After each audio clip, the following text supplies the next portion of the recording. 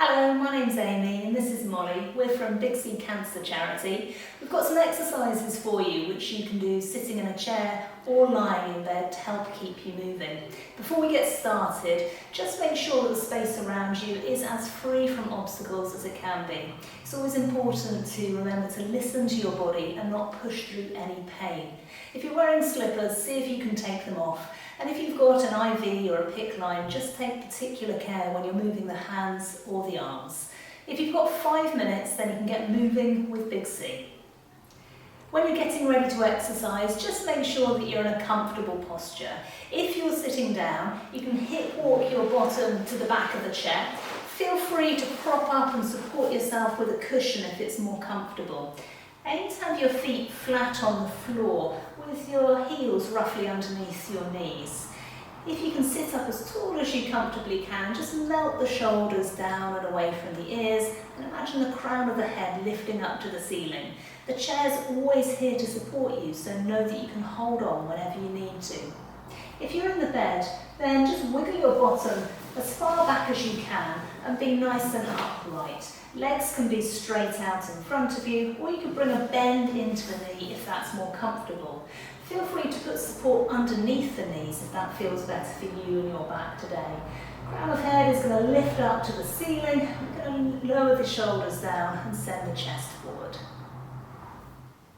Let's start off by moving the hands and feet.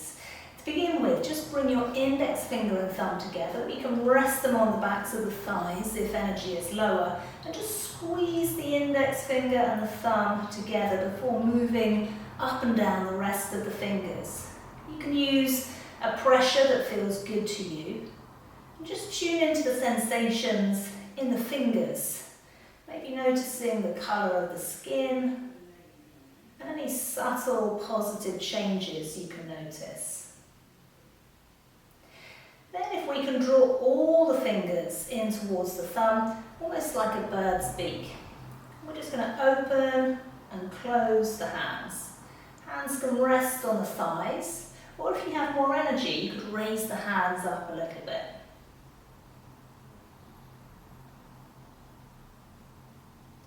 Pausing the fingers, let's see if we can bring the hands together and press into the palms, sending the elbows out wide into the side.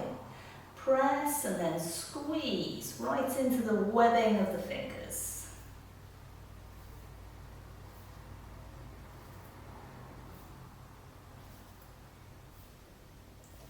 Let's hold the hands in that interlaced position and see now if we can maybe make a wave with the arms. If it feels too strong for your wrists, you can always separate your fingers. Maybe just have the ends of the fingers touching. And bring a pause to your hands. Press the palms together and press away from the heels of the hands and finger press ups. Keeping a softness to the joints in the hands.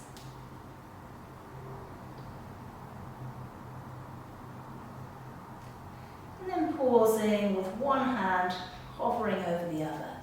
Let's come into a figure of 8 now. So you can make this really small or really slow. Or if you're feeling more energized, maybe we can make it bigger, sweeping down from shoulder to the outside of your knee. This exercise is really good for the wrists, the arms and the shoulders. Then we're going to bring the hands down to rest on the thighs and focus on the feet. Let's start off just by picking up the heels. If you're sitting in the bed, you can point and flex the feet. Enjoying a stretch up the back of the leg and across the top of the foot.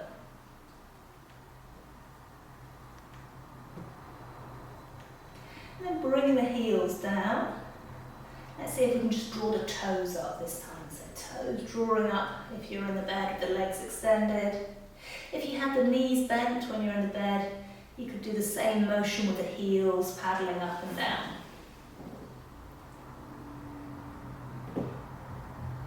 And then bring the feet all the way down. Let's come back into the upper body.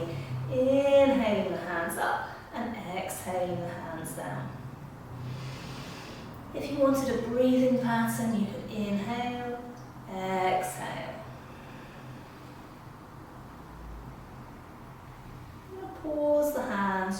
above the thighs, and almost like we're playing a piano. See if you can take the hands out to the side with a gentle wriggle of the fingers.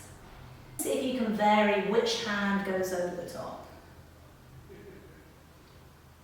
And then bring it back, hands side by side, pushing the heels of the hands forward. Let's take an upside down wave. Stretching through the fingers, keeping the breath flowing. One more. Float the hands down. Let's think about the feet again. See if we can draw the heel up and maybe take some ankle circles.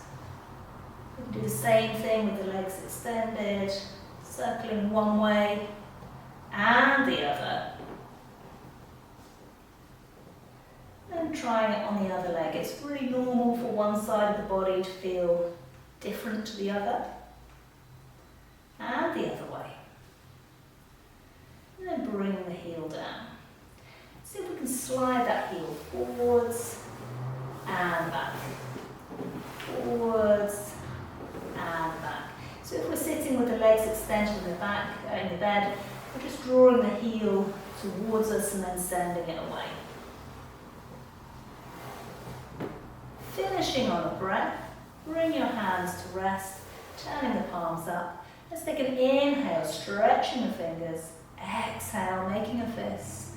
Inhale, exhale. One more, inhale, exhale. Well done. I hope you enjoyed your hand and foot workout.